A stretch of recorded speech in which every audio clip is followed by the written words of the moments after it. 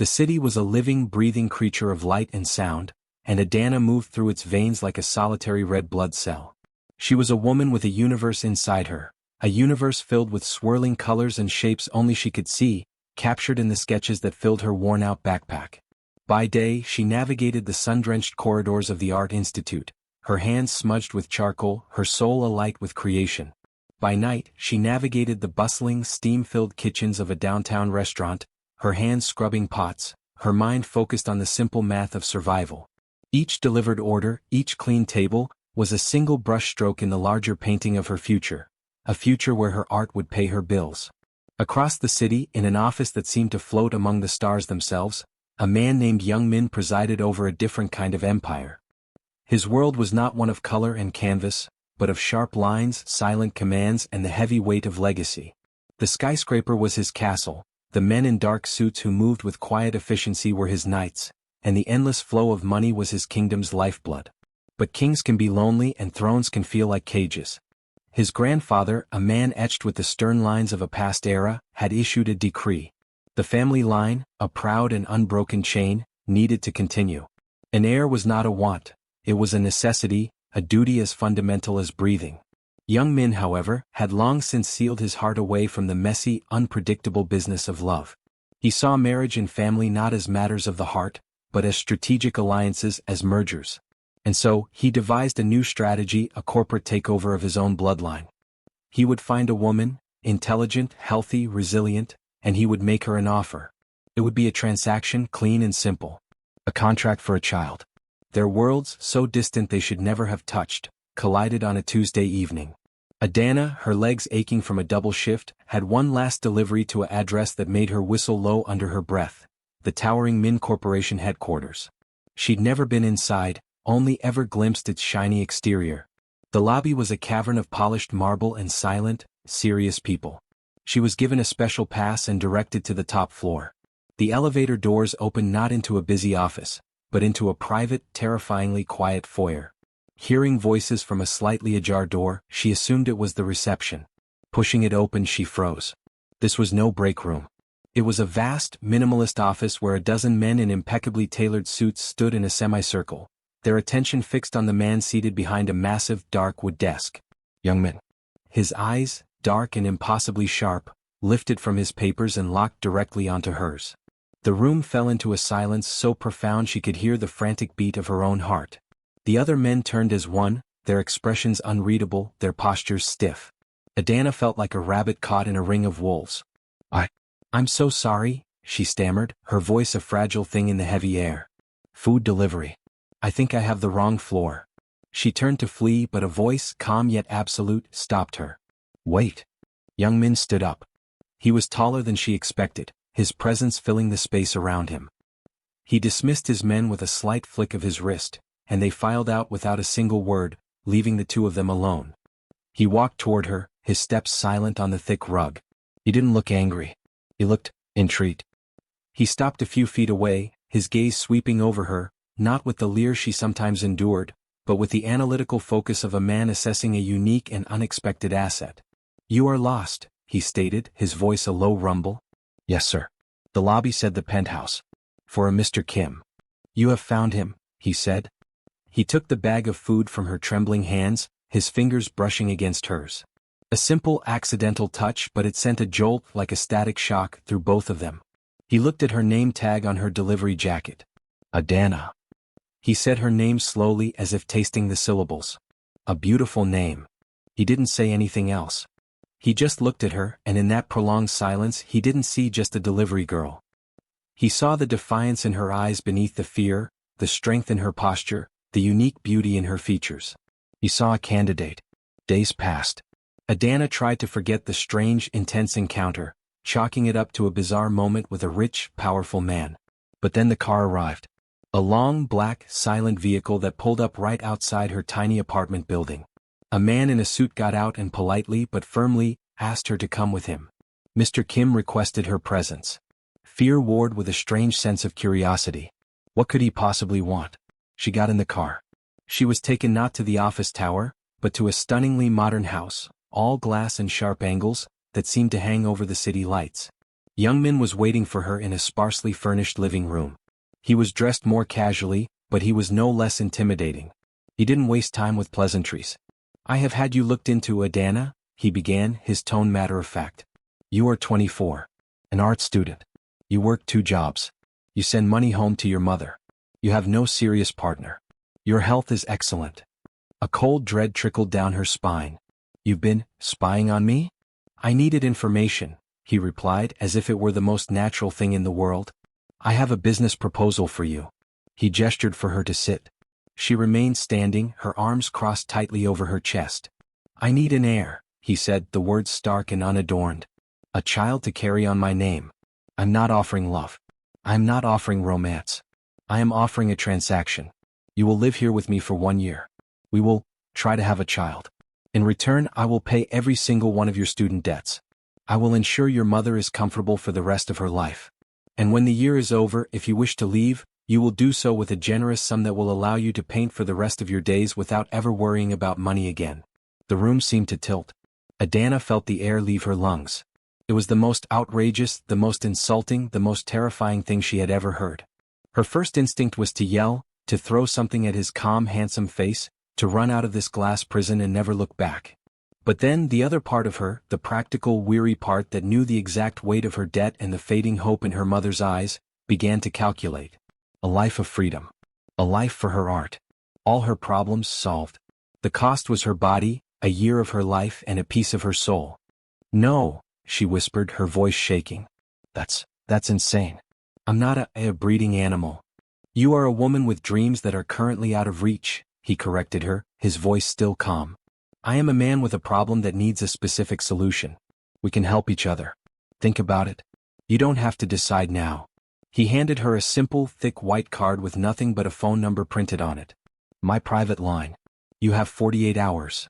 The car ride home was a blur. For the next 2 days, Adanna was a storm of conflict. She cried. She was angry. She felt sick. But she also found herself staring at her half-finished paintings, at the stack of bills on her counter, at the picture of her mother. The offer was a monster, but it was a monster that held the key to her cage. On the final evening, her phone buzzed with an alert for her student loan payment. It was the final nudge. With hands that trembled, she picked up the white card and dialed the number. It rang only once before he answered. "Adanna." She took a deep, shuddering breath, steeling her voice, finding the core of strength that had always kept her going. "I have conditions," she said, her tone firmer than she felt. "My own rules." A pause on the other end. "State them. You will never raise your voice to me. You will treat me with respect as a person at all times. And you will not interfere with my art. If I agree to this bargain, my mind and my soul still belong to me." There was another long silence. She could almost hear him thinking, reassessing the woman on the other end of the line. "Agreed," Youngmin said, a faint note of what might have been respect in his voice. "I will send the car for you in the morning." The transition from her own noisy, cluttered world into the stark, soundless expanse of Youngmin's home was a shock to Adanna's system. It was not merely a change of address, it was a migration to a different planet, one with its own strange gravity and atmosphere. Her new room was a masterpiece of minimalist design, all neutral tones and sleek surfaces, a room that seemed to have been staged for a magazine rather than lived in. The bed was large enough to get lost in, the windows offered a breathtaking panoramic view of the city she could no longer afford to be a part of, and the silence was the loudest thing she had ever heard. There were no creaking floorboards, no distant sirens, no hum of a neighbor's television. It was a silence that felt heavy, expensive, and profoundly lonely. Their initial coexistence was a carefully choreographed dance of 2 solitary ghosts passing in the hallways. They shared meals at a table so long it could have seated 20, sitting at opposite ends, the clink of silverware on porcelain echoing in the vast space. The conversations, if they could be called that, were functional and brief. "The car will be ready at 10. The chef has prepared fish for dinner. There is a business dinner on Thursday. Your attendance is not required." He was a man of few words, and Adanna, stubborn and proud, refused to be the one to break the quiet. She felt like a piece of furniture he had acquired, a living, breathing asset he was storing until she fulfilled her purpose. Her days took on a strange, suspended quality. With her debts paid and her job no longer a necessity, she had the one thing she had always craved, endless, uninterrupted time to paint. Youngmin had converted a sun-drenched room on the east side of the house into a studio for her, stocked with every supply she could ever dream of. It was a cage, but it was a gilded one with perfect northern light. Yet, the first time she stood before a blank canvas in that sterile room, her inspiration fled. The pressure of the transaction, the coldness of her surroundings, seemed to freeze the vibrant colors in her mind. She felt like her creativity was a bird that had flown into a glass window, stunned and unable to find its way. It was on one of these frustrating, paintless afternoons that she ventured deeper into the house, exploring the territories beyond her assigned bedroom and studio. She found a library, a room of dark wood and leather that smelled of old paper and polish. Her fingers trailed across the spines of books she did not recognize, in languages she could not read. And then, on the mantelpiece, her eyes caught a simple, silver frame. It held a faded photograph of a young boy, his smile wide and unguarded, standing between a handsome, smiling couple. The man had young Min's sharp jawline, the woman his dark, intense eyes. But their eyes were different. They were warm, crinkled at the corners with genuine joy. The boy in the picture was a version of young Min she could not reconcile with the man she knew, a boy who looked loved and capable of love. That night, unable to sleep, she wandered down to the kitchen for a glass of water. A sliver of light bled from beneath the door of his home office. Pushing it open quietly, she found him there, not working, but simply sitting in his large chair, staring into the darkness beyond the window. The photograph from the library was now on his desk, held in his hands. "You should be asleep," he said, his voice low and weary, not turning around. He had a preternatural awareness of her presence. "I could say the same to you," she replied softly, stepping into the room. She gestured to the photo. They were beautiful.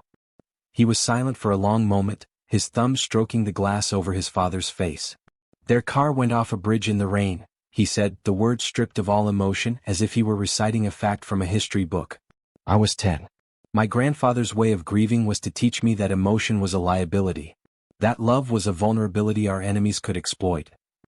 He finally looked at her, and in the dim light she saw not the powerful Mafia boss, but the lonely 10-year-old boy from the photograph.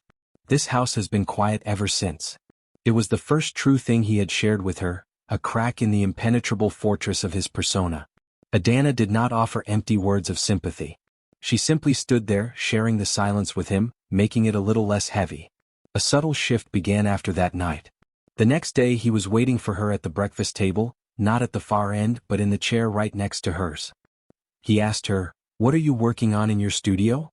It was the first time he had inquired about her art, about something that belonged solely to her. The question unlocked something in her. She began to talk, tentatively at first, then with growing passion, about her creative block, about the struggle to find her voice in all this silence. To her astonishment, he listened. He didn't just hear her. He listened, his full attention on her, as if her artistic struggles were as important as his corporate mergers. Later that week, emboldened, she invited him into her studio. She showed him the canvases she had brought from her old apartment, works filled with bold, vibrant colors and dynamic, almost chaotic energy, a stark contrast to the monochrome world he lived in. He walked slowly from painting to painting, his hands clasped behind his back. "These are full of feeling," he observed, stopping before a large piece dominated by swirling reds and golds. "This one is angry." "It is," she admitted, surprised he could see it. "I painted that after a day where everything went wrong."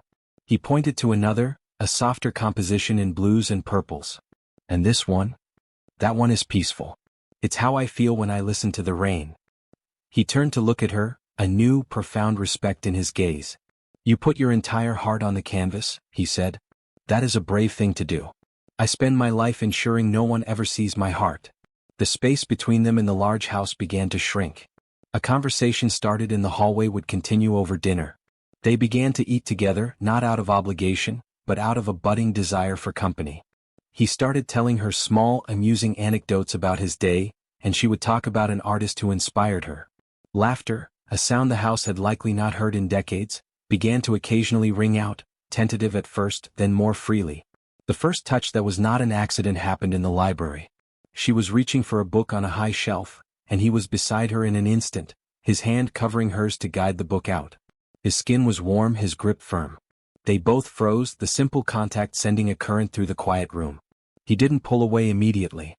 His dark eyes searched hers, and for the first time she saw not calculation but a deep, yearning curiosity.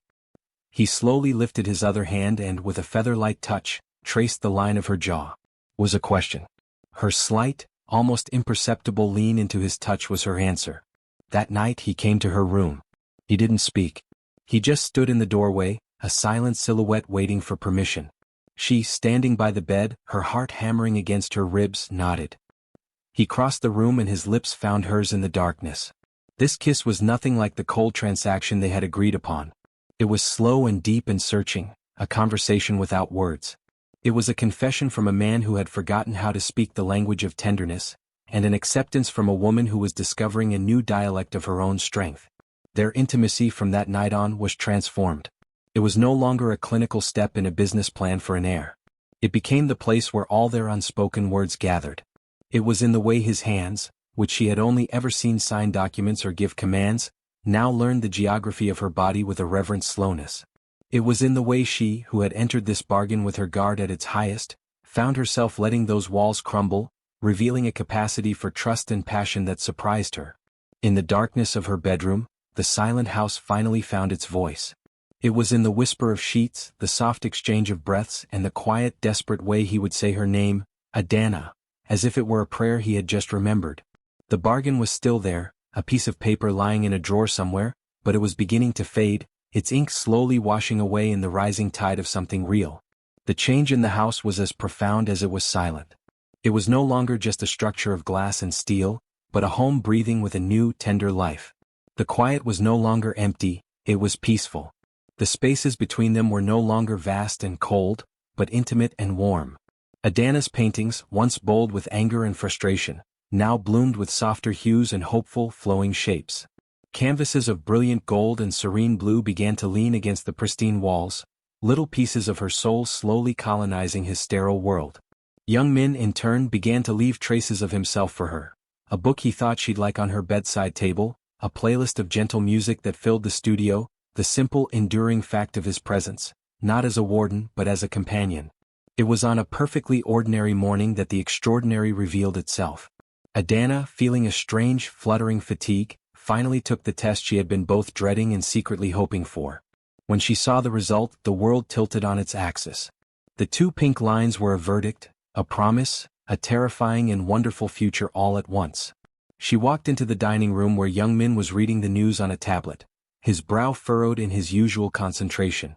She placed the test on the table in front of him. He looked down. The furrow in his brow deepened, then vanished.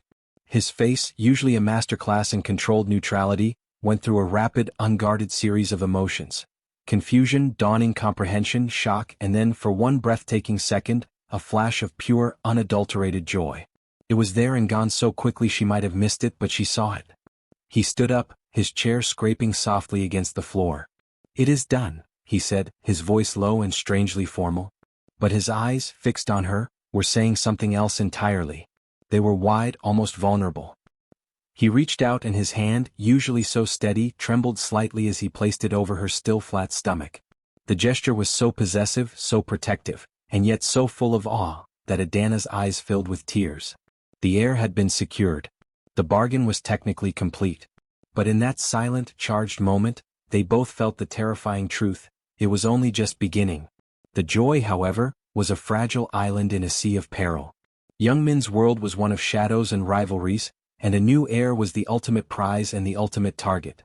A man named June, a rival who had been nursing a grudge for years, saw the potential vulnerability. He saw Adanna not as a person but as a key to unraveling young Min. One afternoon, as Adanna was returning from a checkup at the doctor, a car swerved, forcing her vehicle to the curb. It wasn't a violent attack, just a menacing block. A man got out, tapped on her window, and when she rolled it down, terrified, he simply smiled a cold, thin smile and said, "Send our regards to Mr. Kim. Congratulations on the blessing." Then he drove away. It was a message clear as a shard of ice. That night, young Min was a storm. The gentle man who had traced the lines of her paintings was gone, replaced by the cold, formidable boss. He paced his office like a caged tiger, his rage a palpable force in the air. When Adanna came to him, he turned on her, his eyes blazing with a fear so deep it manifested as fury. "This is what I feared," he snapped, his voice cutting through the room. "This is the vulnerability. You are a target now. Both of you. It is not safe. Perhaps it would be better if you left. For a while. Until the baby is born." Until I can deal with this. His words were a physical blow. To be sent away now, after everything, felt like having her heart ripped out. But instead of crumbling, Adanna felt a fierce, maternal strength ignite within her. She walked right up to him into the heart of his storm, and placed her hands on his chest, feeling the frantic, terrified beat of his heart against her palms. "You listen to me, young man," she said, her voice quiet but steely, her gaze holding his without a flicker of fear. "You hired a woman to give you an heir. But that woman is gone. I am not a pawn in your business. I am the woman who loves you. This is not just your child. It is our child. And we do not run. We face this together. Do you understand? Together." The word loves hung in the air between them, a truth finally spoken aloud. It shattered the last of his defenses. The anger drained from his face, leaving behind a raw, unvarnished terror and a profound, overwhelming love. He crumpled, pulling her into his arms, burying his face in her hair. "I cannot lose you," he whispered, his voice ragged. "I cannot lose either of you." It was the confession of a man who had finally found something worth more than his legacy, something worth his very soul. The resolution was swift and decisive. Young Min, with the cold, brutal efficiency of his world, handled the threat from June. It was not a topic he discussed with her, and she did not ask. The shadow was simply gone, the air cleared. Peace, hard-won and precious, settled over their home. A week later he took her to the private garden that bloomed on the rooftop of their home, a secret oasis he had built for his mother long ago. The city glittered below them, but up here, among the fragrant night-blooming flowers, it felt like they were the only two people in the world. He turned to her, his hands holding hers. "Adanna," he began, his voice thick with emotion. "Our story began with a bargain. It was a contract written in ink, for an heir, for a solution. It was the worst and best deal I ever made." He dropped to one knee and her breath caught in her throat.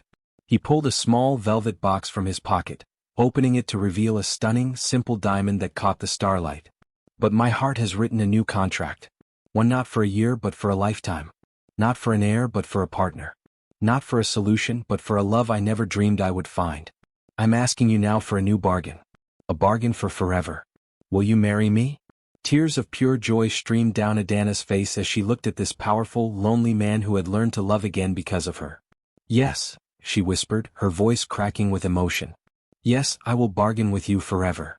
Their forever began not with a grand wedding, but with the quiet, daily miracles of a life built together.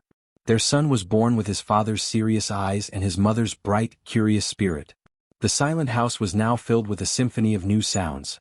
The gurgling laughter of a baby, the gentle rustle of pages as Adanna read stories aloud, the low, rumbling sound of young Min's genuine laughter, a sound that had become as familiar as her own heartbeat. Her paintings now told a new story, one of deep, abiding love and fiery, protective strength. The cold, glass house had become a warm, loving home, a testament to a most unusual beginning that blossomed into the most beautiful of endings. A business deal had become a life, a bargain had become a forever. Did Adanna and young Min's journey from a cold contract to a warm family capture your heart? If you want to be swept away by more stories where unexpected beginnings lead to forever love, subscribe to the channel for your next romantic escape. Your next favorite story is waiting.